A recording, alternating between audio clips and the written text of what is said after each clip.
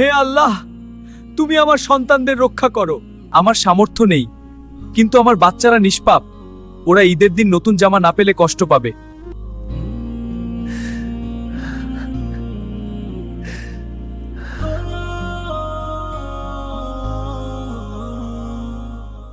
একটু ভাবুন তো, ঈদের আগের রাত, পুরো গ্রাম আনন্দে মাতোয়ারা, বাজারে আলোর রোশনাই, বাচ্চাদের হাসি, নতুন জামার গন্ধ। কিন্তু একটা মাটির ঘরের কোণে একজন বাবা বসে আছেন চুপচাপ, হাতে মাত্র কয়েকটা টাকা, পকেট ফাঁকা, আর দুটো ছোট ছেলেমেয়ে ঘুমের মধ্যেও যেন অপেক্ষা করছে নতুন জামার জন্য। সেই বাবা তখন কি করেছিলেন, আর ঈদের সকালে কি ঘটেছিল, সেটা জানলে আপনার বুক ভরে যাবে। শেষ পর্যন্ত না দেখলে আপনি জানতে পারবেন না সেই অলৌকিক মুহূর্তটার কথা। তাই এক্ষুনি থেকে যান। ইসলাম ইজ মাই লাইফ চ্যানেলে আপনাকে স্বাগতম। আপনি এখন কোথা থেকে দেখছেন? বাংলাদেশ থেকে, প্রবাস থেকে? কমেন্টে জানান। আপনার শহর বা জেলার নাম লিখুন, আমরা পড়ি প্রতিটা কমেন্ট। রহিম মিয়ার বয়স ৪৫, মাথায় অল্প পাক ধরেছে, কিন্তু চোখে এখনও স্বপ্ন আছে। ছেলে জামাল, বয়স ৮, মেয়ে মিম, বয়স ৫, বউ সখিনা বেগম। ৪ জনের সংসার। ছোট্ট একটা মাটির বাড়ি, উঠানে একটা শিউলি গাছ আর পাশে পুকুর। রহিম মিয়া মানুষের জমিতে দিনমজুরির কাজ করেন। বন্যায় যে বছর ফসল নষ্ট হয়, সেই বছর তারও রোজগার কমে। আর এই বছর ছিল তেমনই এক বছর। বর্ষায় হাওড় উপচে উঠেছিল, জমির কাজ বন্ধ ছিল দীর্ঘদিন। রমজান মাস এসেছে আর গেছে, ঈদ উল ফিতরের চাঁদ উঠেছে আকাশে, কিন্তু রহিম মিয়ার ঘরে তখনও সেই আনন্দের আলো ঢোকেনি। ঈদের আর মাত্র 2 দিন বাকি। জামাল সেদিন বাবার কাছে এসেছিল ছোট ছোট পায়ে। বাবার হাত ধরে বলেছিল, আব্বা, আমার নতুন পাঞ্জাবি হবে না? মসজিদে ঈদের নামাজ পড়তে যাব নতুন জামায়। রহিম মিয়া ছেলের মাথায় হাত বুলিয়ে বলেছিলেন, হবে রে বাবা, হবে।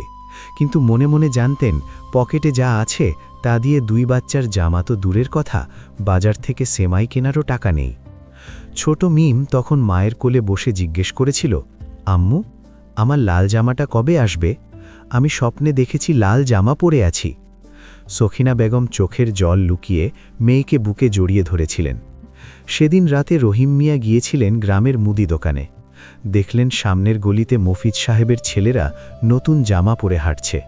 প্রতিবেশী করিমের মেয়েরা মেহেদি লাগিয়ে হাসছে। সবার ঘরে আনন্দ।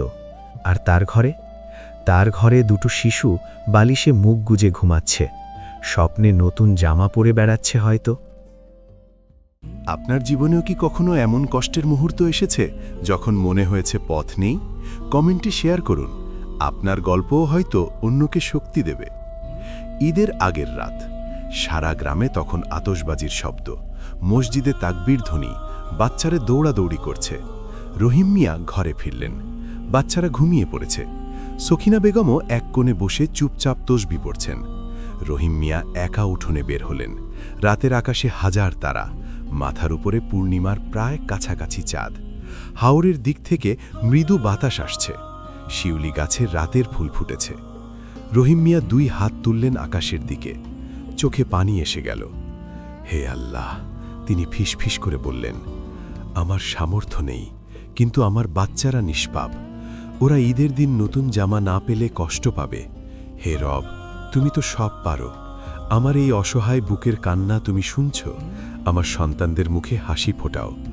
তিনি কাঁদলেন, অনেকক্ষণ কাঁদলেন। শুধু নিজের জন্য না, সন্তানের জন্য কাঁদছিলেন একজন বাবা, যে বাবা সারা জীবন অন্যের কাছে হাত পাতেননি। সে বাবা সেদিন আল্লাহর কাছে হাত পাতলেন। তারপর তিনি 2 রাকাত নফল নামাজ পড়লেন, মাটিতে কপাল ঠেকিয়ে সিজদায় গেলেন, আর আল্লাহর কাছে বললেন, তুমি যদি না দাও তাহলে কেউ দেওয়ার নেই, তুমিই একমাত্র আশ্রয়। ঘরে ফিরে তিনি শুয়ে পড়লেন। ঘুম আসছিল না, কিন্তু মনের মধ্যে একটা অদ্ভুত শান্তি ছিল, যেন কেউ বুকে হাত রেখে বলছে, চিন্তা করো না। ফজরের আজান হল। রহিম মিয়া উঠে অজু করলেন, মসজিদে গেলেন, নামাজ পড়লেন, ফিরে এলেন। দরজায় পা দিতেই দেখলেন সখিনা বেগম দরজার কাছে দাঁড়িয়ে হাতে একটা খাম ধরে আছেন, মুখে কান্না জড়ানো হাসি। কি হয়েছে? রহিম মিয়া অবাক হলেন। সখিনা বেগম বললেন, একজন লোক এসেছিলেন। বললেন গ্রামের বড় ব্যবসায়ী হাজি আব্দুস সালাম সাহেব পাঠিয়েছেন। বললেন আপনার নাম তিনি জাকাতের তালিকায় রেখেছেন, 20,000 টাকা পাঠিয়েছেন। রহিম মিয়ার হাত কাঁপছিল। তিনি খামটা হাতে নিলেন। ভেতরে সত্যিই 20,000 টাকা। তিনি মাথায় হাত দিলেন, আকাশের দিকে তাকালেন, চোখ ভিজে গেল। আলহামদুলিল্লাহ, তিনি বললেন, আলহামদুলিল্লাহ। রাতে কাঁদতে কাঁদতে যা চেয়েছিলেন আল্লাহ ভোর হওয়ার আগেই সেই ব্যবস্থা করে রেখেছিলেন। সেদিন সকালে রহিম মিয়া তার 2 বাচ্চাকে নিয়ে বাজারে গেলেন। জামালের জন্য কিনলেন সাদা পাঞ্জাবি আর টুপি, মিমের জন্য কিনলেন লাল জামা, ঠিক সেই লাল জামা যা সে স্বপ্নে দেখেছিল। ঈদের নামাজে মসজিদে যাওয়ার সময় জামাল বাবার হাত ধরে হাঁটছিল নতুন পাঞ্জাবি পরে, আর মিম তার লাল জামায় ঘুরতে ঘুরতে বলছিল, আব্বা আমি তো বলেছিলাম স্বপ্নে দেখেছি, সত্যি হয়ে গেছে। রহিম মিয়া হাসলেন। বুকের ভেতর কি একটা ভার নামল। চোখে পানি, মুখে হাসি। এই মুহূর্তের জন্যই তো সব কষ্ট সহ্য করা। এই গল্পটা পড়ে কি আপনার মনে হয়েছে আল্লাহ সত্যিই বান্দার কান্না শোনেন? কমেন্টে আলহামদুলিল্লাহ লিখুন যদি আপনিও এটা বিশ্বাস করেন। এখন আপনি হয়তো ভাবছেন, হাজি আব্দুস সালাম সাহেব কিভাবে জানলেন রহিম মিয়ার কথা? হাজি সাহেব গ্রামের মানুষ হলেও ঢাকায় ব্যবসা করেন। রমজান মাসে প্রতি বছর তিনি গ্রামে ফিরে আসেন, জাকাতের টাকা দেন সরাসরি মানুষের হাতে। সেই বছরও তিনি তালিকা তৈরি করছিলেন। তার বিশ্বস্ত সহকারী জানিয়েছিল রহিম মিয়ার কথা, যে মানুষ কারো কাছে হাত পাতে না, নিজের কষ্ট লুকিয়ে রাখে, কিন্তু বাচ্চারা এই ঈদে নতুন জামা পাবে না।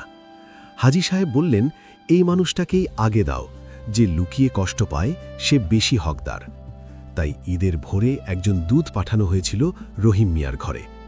আল্লাহ কখনো কখনো মানুষের মাধ্যমে তার বান্দার কাছে পৌঁছান। এই গল্প থেকে আমরা কি শিখলাম? প্রথম শিক্ষা, আল্লাহ কখনো অসহায় বাবার কান্না উপেক্ষা করেন না। যখন পথ থাকে না তখন আল্লাহ নতুন পথ তৈরি করেন। দ্বিতীয় শিক্ষা, সৎ মানুষের দোয়া ফিরে আসে না। রহিম মিয়া কখনো মিথ্যা বলেননি, কারো হক মারেননি, তাই আল্লাহ তার পাশে দাঁড়িয়েছেন। তৃতীয় শিক্ষা, জাকাত শুধু টাকা দেওয়া না, এটা একটা ভাঙা হৃদয়কে জোড়া লাগানো। হাজি সাহেব যে 20,000 টাকা দিয়েছিলেন তা শুধু জামা কেনার টাকা ছিল না, ছিল একজন বাবার মর্যাদা রক্ষার টাকা। চতুর্থ শিক্ষা, আল্লাহর সাহায্য আসে অপ্রত্যাশিত পথে। আপনি যখন মনে করেন পথ শেষ, তখন আল্লাহ নতুন দরজা খোলেন। পঞ্চম শিক্ষা, সন্তানের সুখের জন্য বাবার নিঃস্বার্থ কষ্ট, এটাই পৃথিবীর সবচেয়ে পবিত্র ভালোবাসা। প্রিয় বন্ধুরা, রহিম মিয়ার এই গল্প শুধু একটা গল্প না, এটা লক্ষ বাবার গল্প। যে বাবারা রাতে বালিশে মুখ গুজে কাঁদেন, কিন্তু সকালে সন্তানের সামনে হাসি মুখে দাঁড়ান। যদি আপনার বাবা বেঁচে থাকেন, আজই তাকে একটা ফোন করুন। একটু বলুন, আব্বা আমি ভালো আছি, আপনি কেমন আছেন? এটুকুই যথেষ্ট। আর যদি আপনি নিজে এখন কোনো কষ্টে আছেন, মনে রাখবেন আল্লাহ রহিম মিয়ার কান্না শুনেছিলেন, তিনি আপনারটাও শুনছেন। ইনশাআল্লাহ আপনার পথও খুলবে। এই রকম হৃদয় ছুঁয়ে যাওয়া গল্প আরও পেতে Islam is my life channel subscribe করুন এবং বেল আইকন চাপুন। আপনার একটা সাবস্ক্রাইব আমাদের আরও ভালো গল্প বানানোর অনুপ্রেরণা দেয়। পরের ভিডিওতে আমরা আসব আরও একটি অবিশ্বাস্য সত্যি ঘটনা নিয়ে, যা দেখলে আপনি বলবেন সুবহানাল্লাহ। সেই পর্যন্ত ভালো থাকুন, সুস্থ থাকুন, আল্লাহর ওপর ভরসা রাখুন। আসসালামু আলাইকুম ওয়া রাহমাতুল্লাহি ওয়া বারাকাতুহু।